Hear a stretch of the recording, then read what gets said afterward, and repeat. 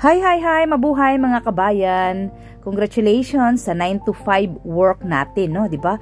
So, after ng 9 to 5 work, ano bang ginagawa mo? Diba? Yun ako naman, at after ng work ko, nag-deliver ako ng mga product na in-order ng mga client ko.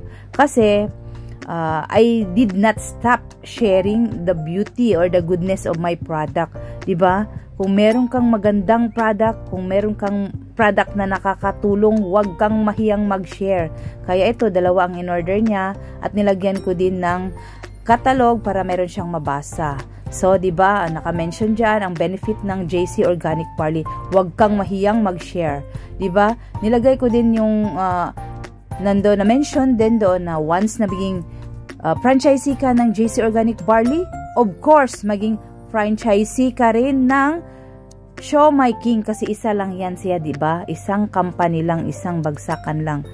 Ang importante or ang maganda, maging discounted ka na and you can use forever with discount at meron ka na ring business kung gustuhin mo.